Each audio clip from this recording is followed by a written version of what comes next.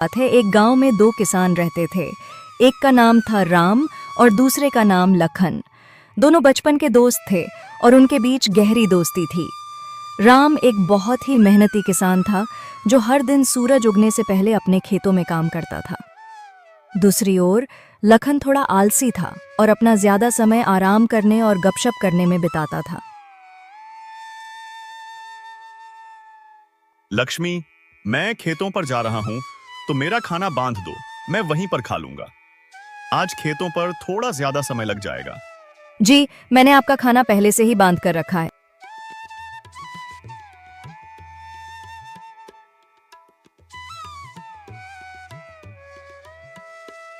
ये लीजिए आपका खाना, समय निकाल कर खा लीजिएगा। अच्छा ठीक है, मैं जाता हूं।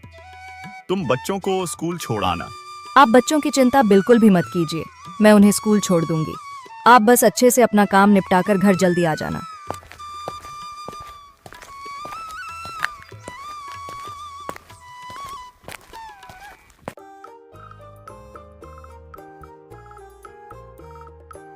अजी सुनते हो, खेतों पर नहीं जाना है क्या?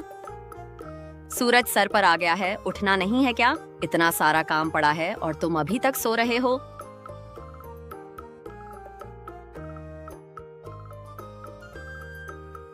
अरे क्या हो गया भाग्यवान, तुम सुबह सुबह इतना क्यों चिल्ला रही हो? चिल्लाऊं ना तो और क्या करूं?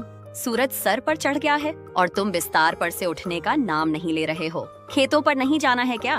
अरे भाग्यवान, चला जाऊंगा चला जाऊंगा। इतनी भी क्या जल्दी है? खेत कहाँ भागे जा रहे हैं? जी आप अपना काम समय पर कर लीजिए। इतना आलस मत कीजिए वरना एक दिन बहुत पछताएंगे। अच्छा ठीक है, अब मुझे उठने तो दो। हाँ ठीक है, मैं खाना लगा देती हूँ, आप जल्दी नहा कर आ जाइए। इसके बाद खेतों पर भी जाना है। सारा काम ऐसे ही पड़ा हुआ है। पूरे गांव में सिर्फ हमारे यहाँ ही देर से फसल आती है, सिर्फ आपके अलसीपन की वजह से। तो अब बस भी करो, सुबह से सुना जा रही हो चला जाऊंगा। जा रहा हूँ नहाने।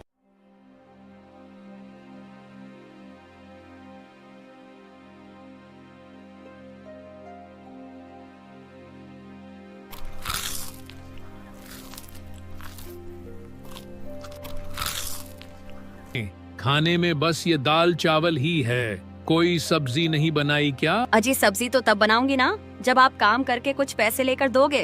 पिछली बार जो फसल बिकी थी उसके अब थोड़े बहुत ही पैसे बच गए हैं, जिसमें ये दाल चावल ही खाने को मिलेगी आपको। अगर सब्जी खानी है तो जल्दी फसल उगाइए। इसको बोलने से अच्छा तो मैं ये दाल चावल ही खा लेता। अच्छा ठीक है, तो मैं खेतों पर जा रहा हूँ।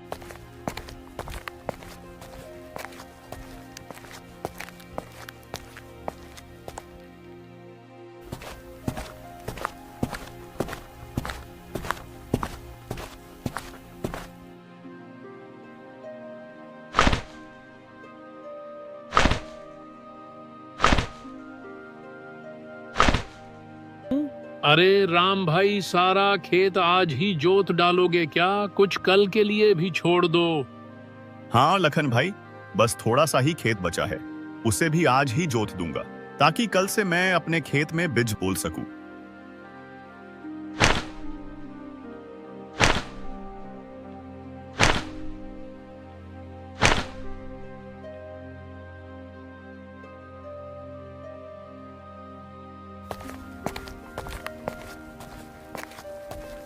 कितनी कड़ी धूप है। इतनी कड़ी धूप में तो बहुत मुश्किल होगा काम करना। एक काम करता हूं, थोड़ी देर आराम कर लेता हूं, फिर आराम से खेत जोतूंगा।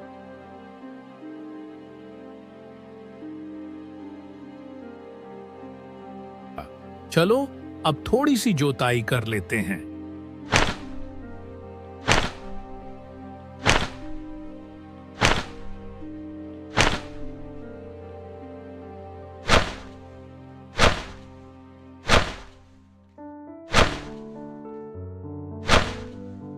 भूख लग गई, चलो पहले कुछ पेट पूजा कर ली जाए, फिर दोबारा से काम करूंगा।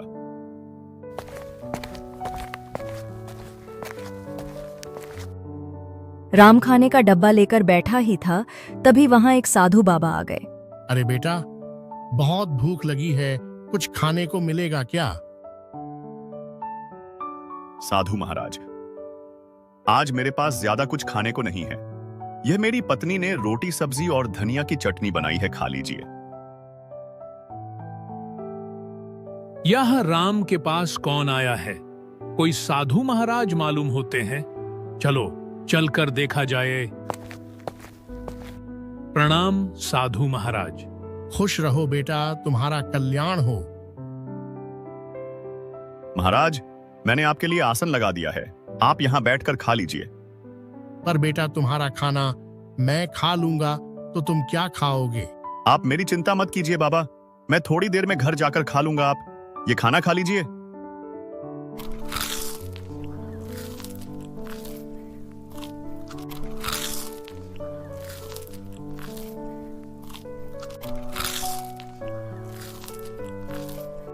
साधु महाराज, मेरी पत्नी भी खाना बनाई है, बहुत स्वादिष्ट खाना बनाती है, थोड़ा खा कर देखिए।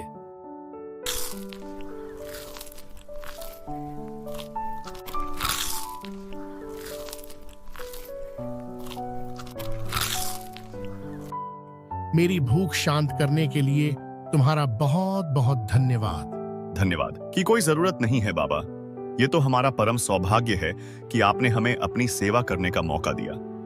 बाबा, आप तो बस हमें आशीर्वाद दीजिए कि इस बार हमारी फसल बहुत अच्छी हो और हमारे परिवार को सुख शांति मिले। तुम दोनों को मेरा आशीर्वाद। मेहनती किसान हमेशा सफल होता है, लेकिन आज मैं तुम्हें कुछ विशेष देना चाहता हूं। साधु महाराज अपनी झोली में से कुछ छोटे छोटे बीज निकलते हैं और उन्हें राम और लखन को देते हैं। साधु महाराज, यह किस चीज के हैं? क्या यह कोई विशेष फसल के हैं? यह कोई साधारण बीज नहीं है, यह जादुई बीज है। इन्हें अपने खेतों में बो दो तो हाँ, तुम्हें वही देंगे जो तुम बहुत ज्यादा चाहते हो।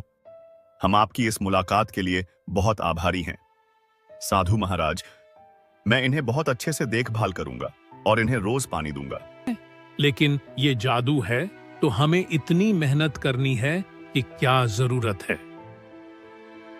पर यह बात हमेशा याद रखना, जादू उसके लिए काम करता है जो उसकी कदर करता है।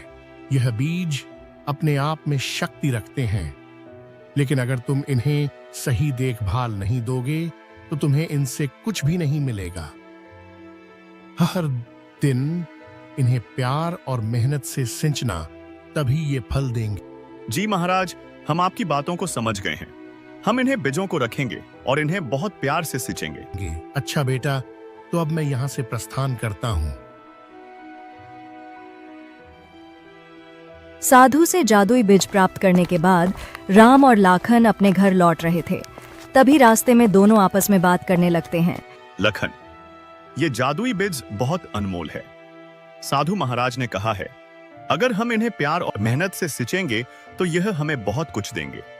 मैं तो कल ही इन्हें जकर अपने खेत में बोने वाला हूं। लेकिन ये जादू है तो हमें इतनी मेहनत करने की क्या जरूरत है? मुझे नहीं लगता कि रोज पानी देने से कोई खास असर होने वाला है। हाँ, खुद ही उग जाएंगे और फल देंगे। लखन, साधु महाराज ने साफ साफ कहा था कि प्यार और मेहनत के बिना कुछ नहीं मिलेगा। यह बहुत जरूरी है, लेकिन इनका पूरा फायदा उठाने के लिए हमें इनकी देखभाल अच्छे से करनी होगी। मैं कोई भी जोखिम नहीं लेना चाहता, इसलिए मैं तो इन्हें बहुत अच्छे से सिंचूंगा और इनकी बहुत देखभाल करूंगा। इसके बाद दोनों अपने अपने घर की ओर चल पड़ते हैं। दोनों घर पहुंचकर सारी बात अपनी अपनी पत्नी को बताते हैं। जी, ये तो बहुत अच्छी बात है। भगवान की भी इस समय हम पर बड़ी कृपा है, तभी तो आपको साधु महाराज मिले। लक्ष्मी, तुम सही कह रही हो। वह साधु किसी भगवान से कम नहीं। उनकी आंखों में एक अलग ही तेज था। जैसा साधु महाराज ने कहा है, मैं वैसा ही करूंगा। मैं इन्हें बीजों की खूब सेवा करूंगा। अरे वाह, तो बहुत अच्छी बात है। अब हम बहुत मेहनत करेंगे और बहुत अच्छी फसल लगाएंगे और हमें बहुत सारे पैसे मिलेंगे। अजी, आप बस इंतजार नहीं करिएगा, आप कल सुबह ही जाकर इन्हें बीजों को लगा देना। हन भाग्यवान, यह बीज कहीं भाग नहीं जा रहे हैं। कल सुबह ही खेतों में जाकर इन बीजों को लगाऊंगा।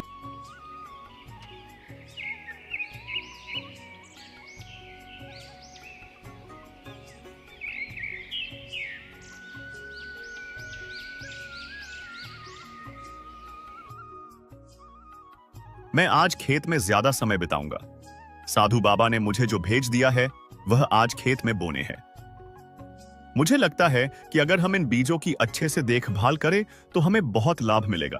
जी, ये तो बहुत अच्छी बात है। ये लीजिए आपका खाना, समय निकाल कर खा लीजिएगा।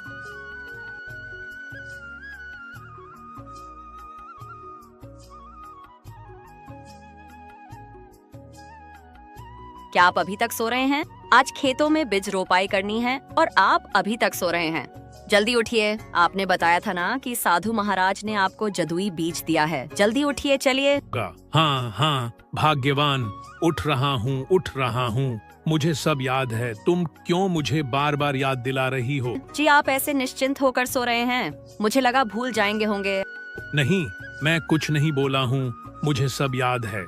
तुम खाना लगाओ, मैं नहा कर आता हूँ।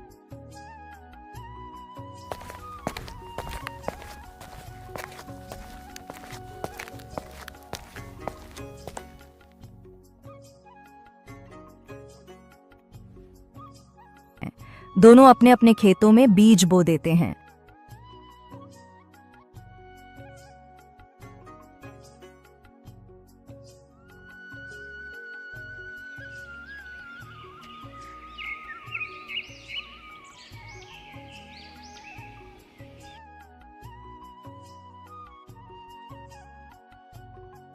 जी, खेतों का काम अच्छे से निपट गया ना? हाँ लक्ष्मी, खेतों का काम अच्छे से निपट गया। मैंने बीजों को भी अच्छे से बो दिया है और पानी भी दे दिया है। कल सुबह जल्दी उठकर खेतों पर चला जाऊंगा। जितना ज्यादा खेतों की देखभाल करूंगा उतना ही अच्छा रहेगा।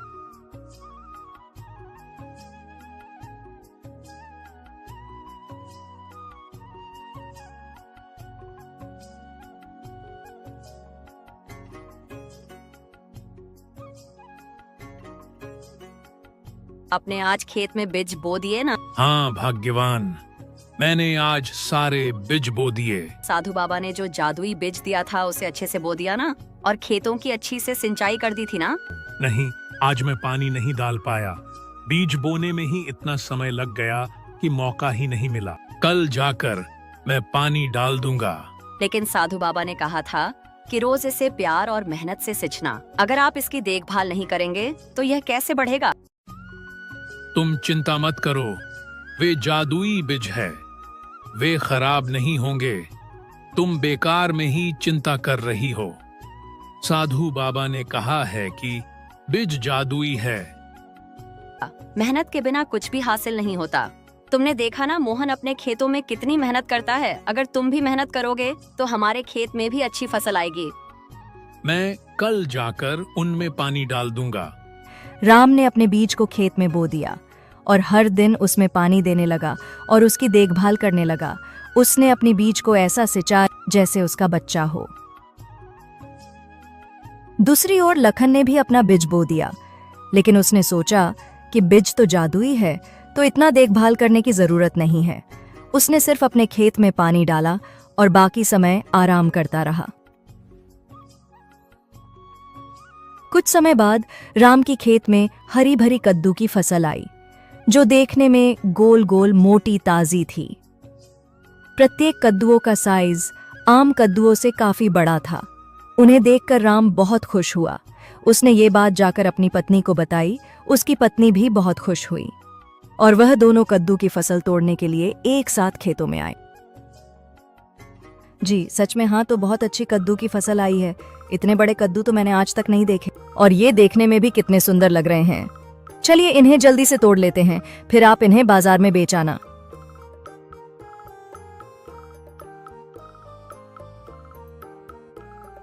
दोनों कद्दू की फसल तोड़ने लगते हैं और देखते ही देखते उनकी टोकरी कद्दुओं से भर जाती है। जब उसकी पत्नी कद्दुओं की फसल की ओर देखती है तो जहां से उन्होंने कद्दू तोड़े थे वहां पर दोबारा से नए कद्दू लग जाते हैं।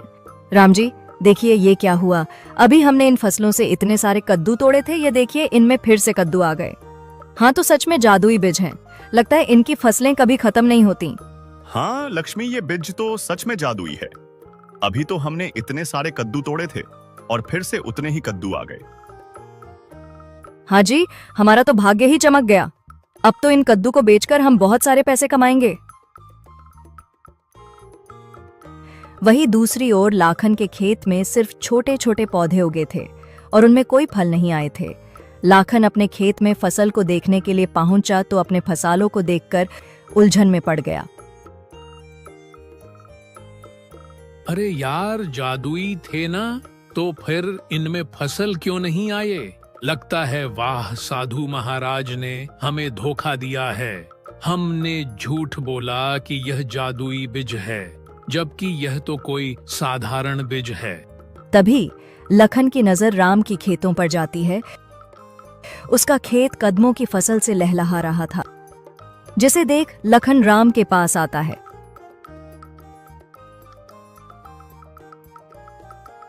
तुम्हारी फसल इतनी सुंदर कैसे हुई? लगता है वह साधु महाराज ने मुझे नकली बीज दिए थे और तुम्हें जादुई। दोस्त, साधु महाराज ने हमें जादुई बीज तो दिया था, लेकिन उन्होंने कहा था कि उनको प्यार और मेहनत से सिंचना होगा। मैंने हर दिन अपने खेतों में मेहनत की, पानी दिया और उसकी मिट्टी को ठीक किया, और उसी कारण मेरी फसल इतनी सुंदर और फलदार हुई। और तुम्हें तो मैंने कभी खेतों में अच्छे से काम करते हुए देखा ही नहीं, तो शायद इसी वजह से तुम्हारी फसल इतनी अच्छी नहीं आई। लखन को अपनी गलती का एहसास हुआ।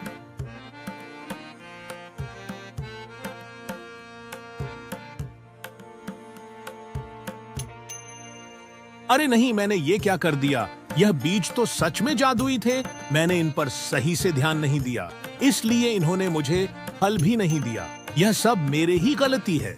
अगर मैंने भी इन्हें बीजों का अच्छे से पालन पोषण किया होता तो आज मेरे भी खेतों में राम की तरह कद्दू की फसलें लहर रही होती।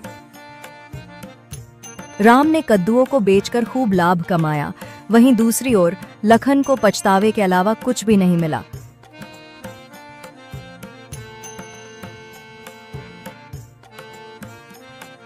कहानी अच्छी लगी हो तो वीडियो को लाइक और चैनल को सब्सक्राइब करके एक